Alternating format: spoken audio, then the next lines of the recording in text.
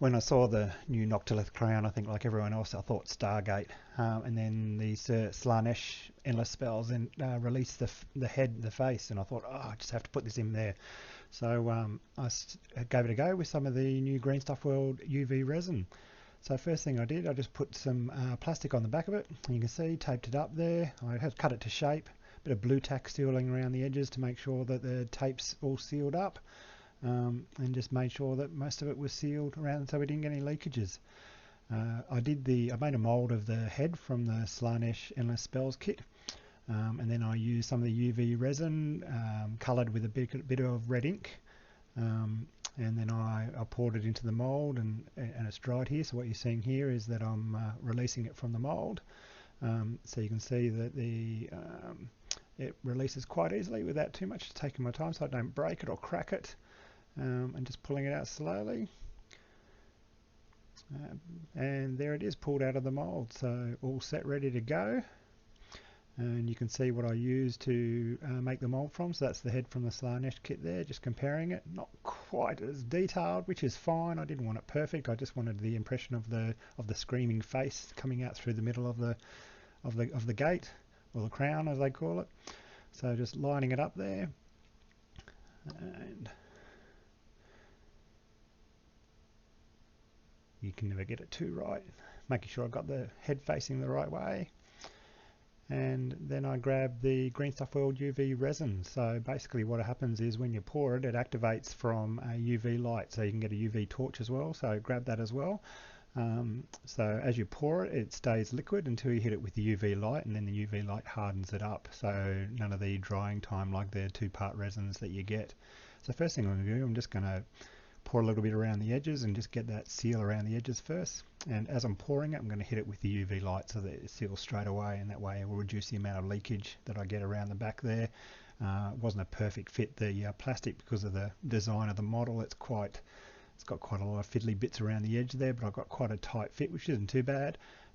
Actually, when I was finished, I only had a little bit of leakage in around the edges, which is really good. So what you're seeing here is I'm just creating an edge for the whole thing and just hitting it with the UV light as I go. Pretty well as the UV light hits it, it'll harden up. So not fully hard. It needs I think it needs about 2 to 4 minutes of the UV light, or about 5 minutes out in sunlight to make it dry completely, depending on the thickness and all that sort of stuff. But it's enough to stop it from running everywhere as I'm pouring it down. So just doing a bit at a time and hitting it with that UV, just getting my edge so that it's attaching itself to the edge of the model there.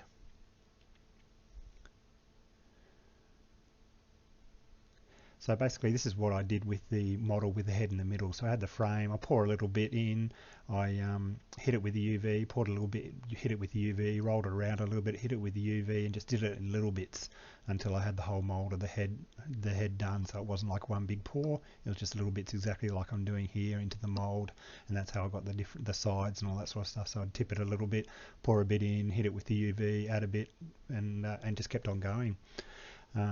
So it's pretty well the same practice, and this is pretty well all you need to do. So next thing I'm going to do, I'm going to attach the actual face mold that I did, the face bit. So I'm just putting some around that to bring it down to the edge of the plastic that I backed it up with. So going all the way around, hitting it with UV as I hit it, so it just hardens up as I go. It's quite easy. Like I've been practicing with the resin, the two-part resins for a while now, trying to get a bit of an eye working on bases and all that sort of stuff, and saw this, so I thought I'd give it a go. Order it from Greenstuffworld, and have to say I'm quite impressed with it. So filling in all the gaps, again, got the UV light shining on it as I go, and it just hardens up as I go. So and you get very few like lines where the joins are. You don't get very much at all. So yeah, just going around filling it all in. Be careful not to shine the UV light up the channel of the bottle, obviously, otherwise you're going to harden it inside the bottle. So I'm being careful not to shine it directly on the bottle if I can. I'm just trying to get all the rest. So I'm just filling in the gaps now, basically, just trying to get a nice level surface as I'm going around, finding all the bits I missed, making sure it's attached to as well and truly attached to the mould of the head that I did. Starting to build it up over the side of it all. I'm going to give the head a thin clear layer as well, just to make sure it's all melded in nicely, and then it's got a nice I had a little bit of an air bubble in the top of that, so I'm just filling that in. It wasn't a perfect mould, unfortunately, but this air bubbles fixed quite quickly, nice and easily. There were quite a few air bubbles in all of this, but I wasn't really too worried about that. You can actually, before you set it, you can heat it a little bit and try and get rid of the air bubbles, but because of the model and what I was trying to do, I wasn't actually worried about the air bubbles. I thought they added a bit to the effect, so I left them in as I went. If you just go take your time, you'd probably get less air bubbles, but I wasn't too stressed about that. So here I am, I'm just filling it all up, filling it in, making sure it's all covered, nice coat there. Then I hit it with the UV light all over it, and give it about 3 or 4 minutes just to make sure it's hardened up, going all the way around, and there you go, there she's set.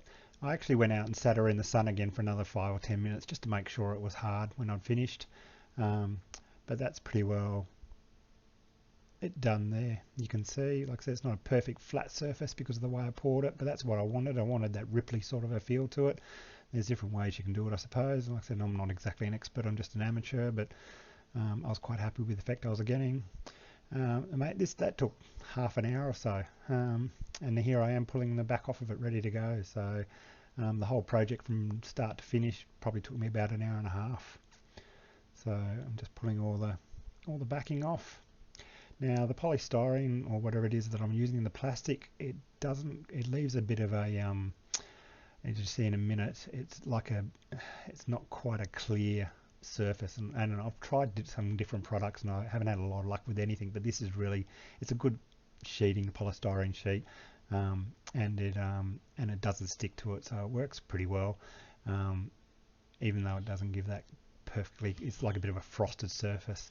Just pulling off the blue tack extra bits and pieces I've got there, and just pulling all that out, make sure it's all gone. As you can see, it's slightly frosted. It didn't quite seal in the back there, but that was fine. I wasn't too worried because of the model I was doing. You could patch it up if you wanted to. That's a good thing about this resin, is it patches up.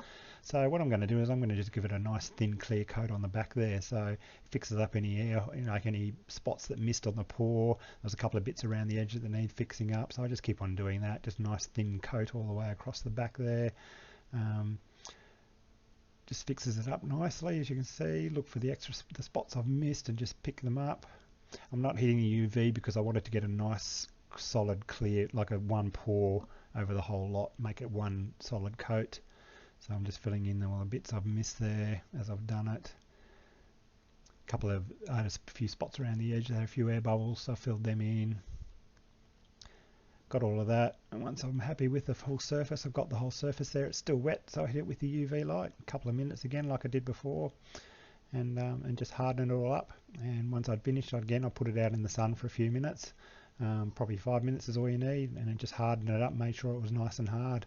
When I first started using this, some spots were a little bit tacky sometimes, but I just found putting it in the sun for 5-10 minutes to make sure the whole thing was dry sort of worked. And there you go, there she is. Not perfect, not professional, but you know, we're all amateur hobbyists here, so had a go, and I'm quite happy with the results. So you've got the screaming head pushing its way through the stargate. And there's the finished model there, so on display at our local Games Workshop when I took it in. So I'm quite happy with the end results. There you go. Would love to see you having a go and show me.